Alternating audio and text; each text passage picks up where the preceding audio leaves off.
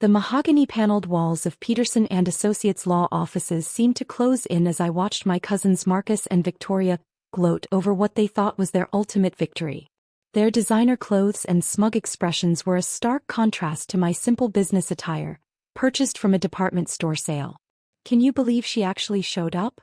Victoria Stage whispered to Marcus, her Cartier bracelet jingling as she gestured dismissively in my direction. As if Grandma would leave anything to the family disappointment.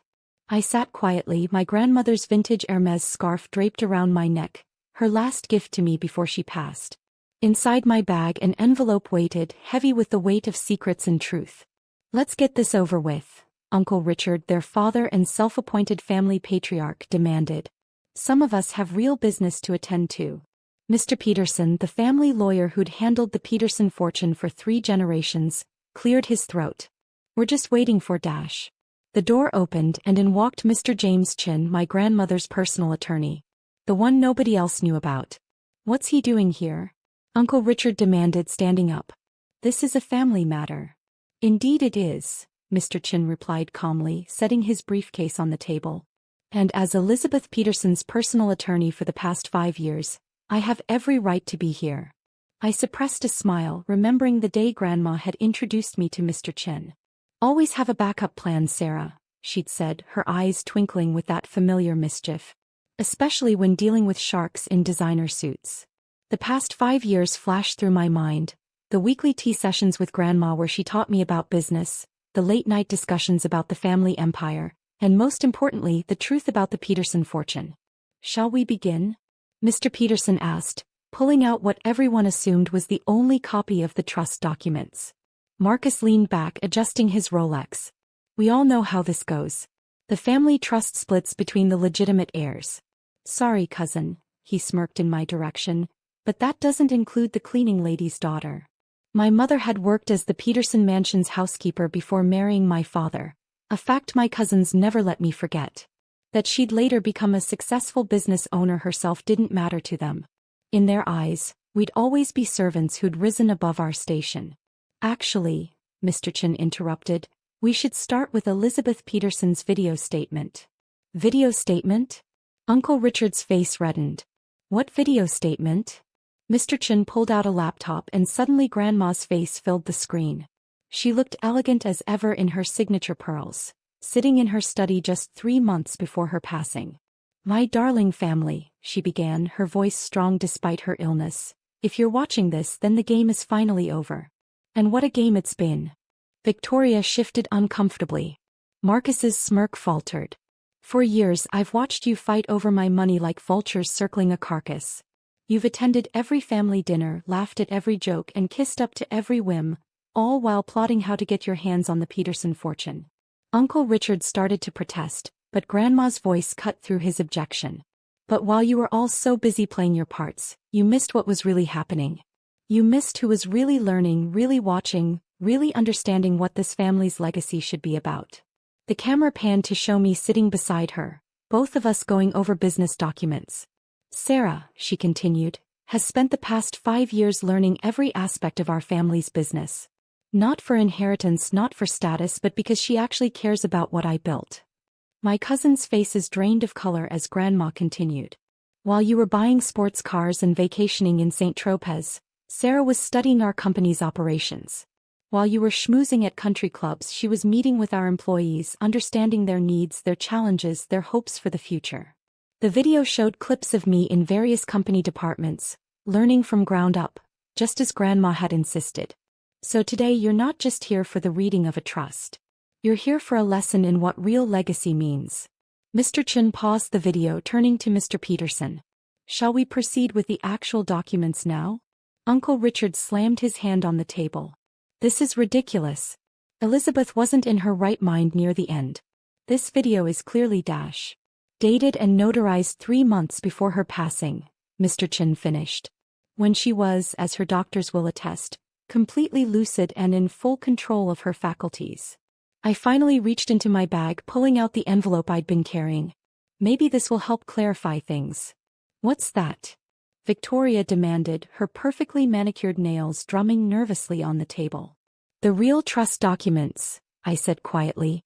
The ones Grandma prepared after watching you all fight over her money at last year's Christmas dinner. Marcus lunged for the envelope, but Mr. Chin was faster. These, he announced, are the legally binding documents that supersede any previous arrangements.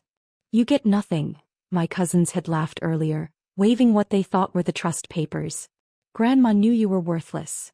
Now I watched as Mr. Chin revealed the truth, how Grandma had restructured the entire Peterson empire, how she'd spent years preparing me to take over, how she'd ensured that her legacy would be protected from those who saw it only as a path to easy wealth.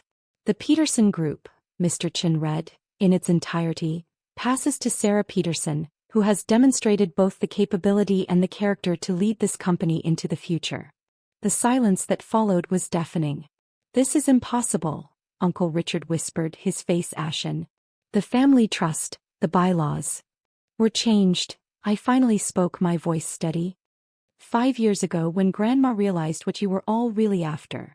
Mr. Peterson, looking both impressed and slightly embarrassed, confirmed the document's authenticity.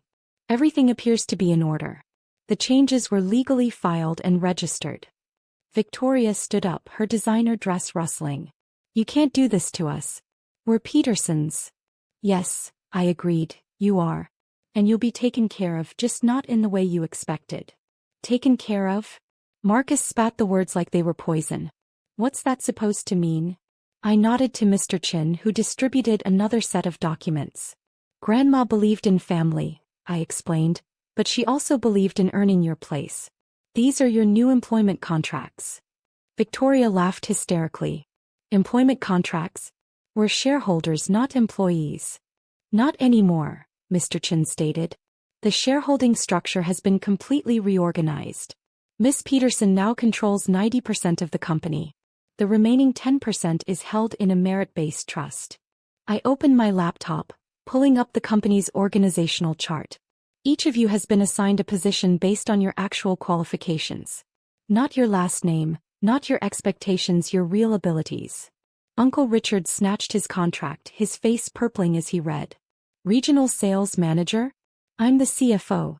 We're the CFO, I corrected. Grandma and I spent the last 2 years reviewing everyone's performance. The numbers don't lie, Uncle Richard. Under your financial leadership, we've lost market share in 3 continents. Marcus leaned forward, his expensive tie dangling in his untouched coffee. This is insane. I'm calling our lawyers. Feel free, Mr. Chin smiled. The documents are ironclad. Elizabeth Peterson knew exactly what she was doing. The video screen flickered back to life, showing Grandma's face again. If you're watching this part, she continued, then the initial shock has worn off and you're probably threatening legal action. Save your money, though God knows you've wasted enough of mine over the years. Victoria slumped in her chair, her perfect posture finally breaking. Sarah, Grandma's voice softened, show them the books. I pulled out 5 leather-bound ledgers, Grandma's private records of the past 20 years. These, I said, opening the first one, document every expense you've charged to the company. Every business trip, that was actually a vacation. Every client meeting at luxury spas. Every penny of shareholder money you've squandered. Uncle Richard's face went from purple to pale. Those are confidential. They're evidence, I cut him off.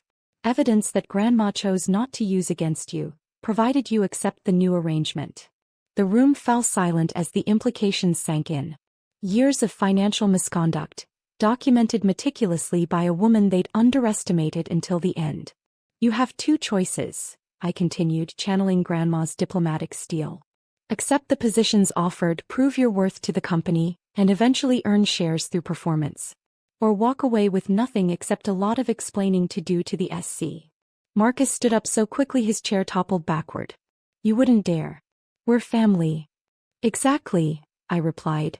Which is why Grandma gave you a chance to earn your place instead of having you prosecuted. Mr. Peterson, who'd been quietly observing, finally spoke up. I advised Elizabeth against this plan. Told her it would tear the family apart. Know what she said? All eyes turned to him. She said the family was already torn apart by greed. This was her last chance to stitch it back together with something stronger than money, purpose. Victoria dabbed at her eyes with a monogrammed handkerchief. What about the house? The summer properties?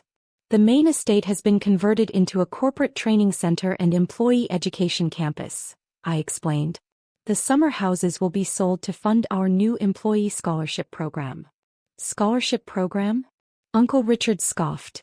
For the workers? For anyone in the company who wants to improve themselves, I corrected. Just like Grandma did for Mom when she wanted to start her own business. The memory of my mother hung in the air, how she'd gone from housekeeper to successful entrepreneur with Grandma's support. It was a story my cousins had mocked, never realizing it was the blueprint for Grandma's vision of merit over privilege. You have 24 hours to decide, I said, standing up. The contracts include generous salaries and benefits. The only thing you're losing is unearned privilege. And if we refuse? Marcus challenged. I pulled out one final document, a thick folder marked PC Preliminary Findings. Then these go to the authorities and you can explain to the board why the Peterson name is suddenly appearing in fraud investigations. As they absorbed this reality, my phone buzzed. The company's executive team, handpicked by Grandma and me over the past 2 years, was waiting to implement our transformation plan. One last thing, I added, reaching for Grandma's scarf. She wanted you to know that this wasn't about punishment. It's about redemption. A chance to become the family she always hoped we could be. 6 months later, I sat in what had been Grandma's office, now transformed into a modern command center for our global operations. The changes had been dramatic but necessary. Victoria, surprisingly, had flourished in her new role in corporate social responsibility. Her social skills, once used for networking at charity galas, now built meaningful partnerships with community organizations. Marcus, stripped of his executive title, had discovered a talent for product development. Working directly with our R&D team, he'd finally found purpose beyond his last name. Even Uncle Richard, after a month of sulking, had proven to be an effective regional manager. His quarterly results showed promise, real results, not creative accounting. Miss Peterson? My assistant interrupted my thoughts. The employee education program candidates are here for the scholarship announcements.